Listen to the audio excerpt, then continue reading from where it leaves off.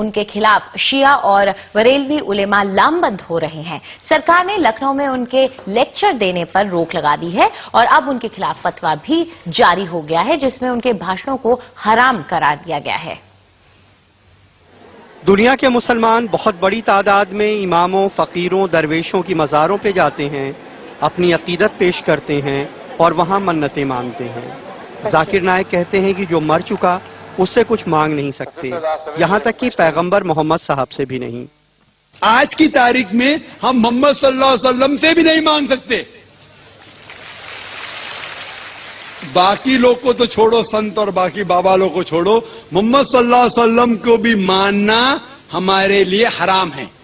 جو شخص Zakir Naik Usama bin Laden کی بھی تعریف کرتے ہیں، کہتے ہیں کہ اگر وہ آتنکوادی ہے تو ہر مسلمان کو آتنکوادی ہونا چاہیے۔ آپ میری رائے پوچھیں تو اگر اسامہ بن لادن اسلام کے دشمنوں سے لڑ رہا ہے تو پھر میں اس کے ساتھ ہوں۔ اگر وہ امریکہ یعنی ایک آتنکوادی کو آتنکت کر رہا ہے تو میں اس کے ساتھ ہوں۔ پھر تو ہر مسلم کو آتنکوادی ہونا چاہیے۔ ذاکر نائک مہاراشٹر کے ہیں، دنیا بھر میں اسلام پہ لیکچر دیتے ہیں۔ وہ اسلامک ریسرچ فاؤنڈیشن نام کی سنستھا چلاتے ہیں جو پیس ٹی وی نام کا چینل چلاتی ہے۔ ذاکر نائک کے بھاشنوں سے تمام مسلمان ناراض ہیں۔ وہ مزاروں کو مٹی میں ملانے کی بات کرتے ہیں، محمد صاحب سے بھی منت مانگنے کے خلاف ہیں کیونکہ وہ مر چکے ہیں۔ وہ امام حسین کے قاتل شاسک یزید کی بڑائی کرتے ہیں۔ یو پی میں ان کے خلاف شیعہ اور بریلوی سنی علماء لامبند ہو رہے ہیں۔ سرکار نے لکھنؤ میں ان کے لیکچر دینے پہ روک لگا دی ہے۔ اب ان کے خلاف فتویٰ بھی آ گیا ہے جس میں ان کے بھاشنوں کو حرام قرار دیا گیا ہے۔ اگر اس کا عقیدہ ایسا ہے کہ نبی مردہ ہو کے مٹی میں مل گئے تو وہ کافر ہو گیا، اور جو لوگ اس عقیدے پر چلیں گے وہ بھی کافر ہو جائیں گے۔ حالانکہ ذاکر نائک کے سمرتھک اسے غلط نہیں سمجھتے ہیں۔ پوری دنیا میں مسلمانوں ہی میں الگ الگ عقیدے کے لوگ ہیں۔ ہر آدمی اپنے عقیدے کے حساب سے بات کہتا ہے اور ہم یہ سمجھتے ہیں کہ اس کو بات کہنے کا حق ہے۔ لیکن یہ حقیقت ہے کہ ذاکر نائک کے بھاشنوں نے مسلمانوں کو دو گٹوں میں بانٹ دیا ہے۔ لکھنؤ سے Kamal Khan, N D T V India کے لیے۔ اور اس معاملے میں اپنی صفائی دیتے ہوئے ذاکر نائک نے کہا ہے کہ میں نے اسامہ بن لادن کے بارے میں جو بات کہی ہے اسے ادھورے ڈھنگ سے دیکھا جا رہا ہے۔ کیونکہ اسامہ بن لادن کی تحقیق نہیں کی، صرف بی بی سی اور سی این این کے بارے میں سن کے میں کہوں گا اس کے بارے میں، تو قرآن کی آیت سورہ حجرات میں سورہ نمبر 49 آیت نمبر 6 میں جب بھی کوئی بات آپ تک پہنچاتا ہے اس کی تحقیق اور دوسرے کو پہنچانے کے لیے، تو نہ میں دہشت گرد کہا، نہ انہوں نے اچھا انسان کہا، نہ برا کیا۔ لیکن اگر میں یہ کہتا ہوں کہ جو بھی دشمن اسلام کے خلاف لڑ رہا ہے میں ان کے ساتھ ہوں۔ وہ یہ بھی کہتے ہیں کہ ایسی بات پہلے بھی کہی گئی ہے لیکن مجھے ہی نشانہ کیوں بنایا جا رہا ہے۔ وہ لوگ مجھ پہ فتویٰ جاری کرتے ہیں کہ کیونکہ میں نے یزید کے بعد رحیم اللہ کہا، میں اللہ بھی کہا، میں کافر ہوں، تو ان کو یہ بھی فتویٰ جاری کرنا چاہیے کہ امام غزالی نعوذ باللہ کافر ہے۔ یہ کہنا چاہیے کہ جس نے بخاری شریف کی شرح لکھی حافظ ابن حجر اسقلانی، وہ بھی کافر ہے، نعوذ باللہ رحیم اللہ۔ تو دیکھنا چاہیے کہ جو لوگ نے فتویٰ دیے، دارالعلوم دیوبند، دارالعلوم ندوہ، جماعت اسلامی، اہل حدیث، سارے علماء کہتے اختلاف ہے، اور اگر کوئی کہتا ہے تو کہہ سکتا ہے، اور کچھ لوگ نے علماء نے کہا کہ کہنا مستحب ہے۔ تو یہ لوگ، اس کا مطلب یہ لوگ کہ مجھے پک آؤٹ کر کے یہ چیز تو ہزاروں لوگ کہہ رہے، کیوں مجھے ہی لے کے ان لوگ اگر فتویٰ جاری کرنا ہے تو یہ فتویٰ جاری کرنا چاہیے کہ جتنے لوگ نے کہا اور لکھ دینا چاہیے۔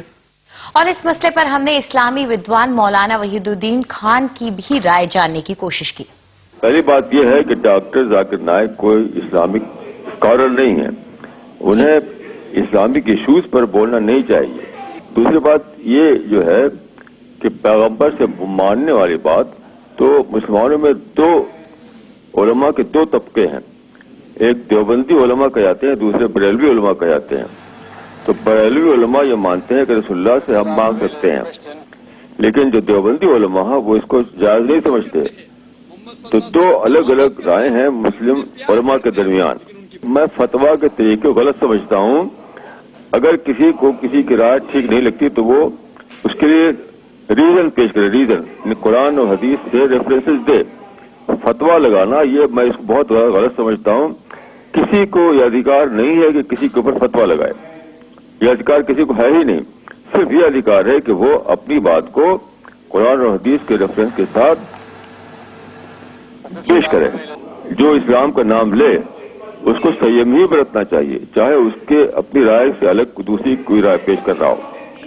यानी इस्लाम में तो बहुत ज्यादा संयम बरतने पर ध्यान दिया गया, बहुत ज्यादा। तो जो लोग संयम न बरते और फतवा लगाने लगे वो खुद भी गलत है। वो वहीं इस्लामी मामलों की जानकार और पत्रकार सादिया दहलवी ने कहा कि जाकिर नाइक के ऊपर इस तरह की लगाम लगाना जरूरी है। फतवे का तो मैं नहीं जानती कि फतवा देना चाहिए, ये तो उलेमा ही बेहतर जानते हैं, लेकिन मैं ये जरूर कहूंगी कि ये एक बहुत अच्छी बात है और बहुत पहले उलेमा को कौम को जाकिर नायक की बातों से, इनकी भाषणों से आगाह कर देना चाहिए था, एक्सपोज कर देना चाहिए था। मैंने खुद इनके भाषण सुने हैं इंटरनेट पे, वो जो है दूसरे मजहबों को रन डाउन करते हैं कंपैरेटिव रिलीजन के नाम से, और ये इनकी जो बातें हैं ये तासुब और आतंक के बीच बोल रही हैं हमारे कौम में। ये मोहब्बत की बात नहीं करते। इल्म जो है बगैर मोहब्बत के मेरे लिए बेकार है। और हम जो है, हमारा एक सूफी ट्रेडिशन है, 1400 साल की एक रिवायत है, हम उसको इनके कहने पे रद्द नहीं कर सकते। हम ख्वाजा गरीब नवाज का दामन नहीं छोड़ सकते। क्या हम हजरत निजामुद्दीन औलिया का साथ छोड़ दें? उनके हमारे जो सूफी इकराम आए हैं, हम उन्हीं के हाथों पर इस्लाम लाए हैं, मोहब्बत के पैगाम से इस्लाम लाए हैं।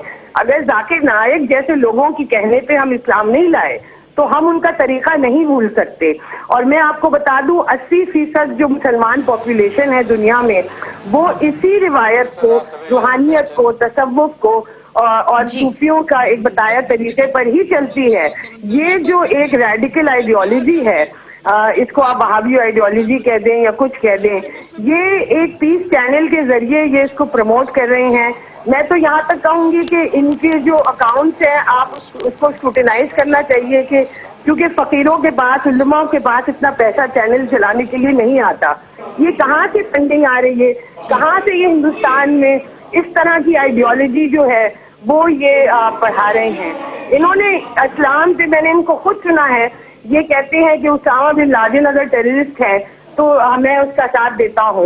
इस तरह की बातें बेहुदा बातें हैं और ये इस तरह की बातें इनको हरगिज कहने की इजाजत ही नहीं होनी चाहिए हिंदुस्तान जैसे मुल्क में। अगर हम हिंदुओं के जो रेडिकल ग्रुप्स हैं उनके खिलाफ लड़ते हैं और साध्वी ये उमा भारती या एक परवीन तगोड़िया के खिलाफ आवाज उठाते हैं कि ये हिंदुत्व रेडिकलिज्म और नफरत बोलते हैं, तो ये भी यही काम कर रहे हैं। आपका ये इस्लाम का एक उनका, क्योंकि ये नॉलेजेबल है, अंग्रेजी जानते हैं, लोग इनके इम्प्रेस हो जाते हैं क्योंकि इनको आयतें हिफ्ज़ आती हैं, लेकिन उससे ये इल्म जो है बगैर मोहब्बत के पैगाम से ये जो है ये सही बात नहीं है। और अब खबर दिल्ली से। दिल्ली में एक ब्लू लाइन बस में दिन दहाड़े 1 लाख रुपए की लूट हुई है। रूट नंबर 847 की ये बस सीमापुरी से उत्तम नगर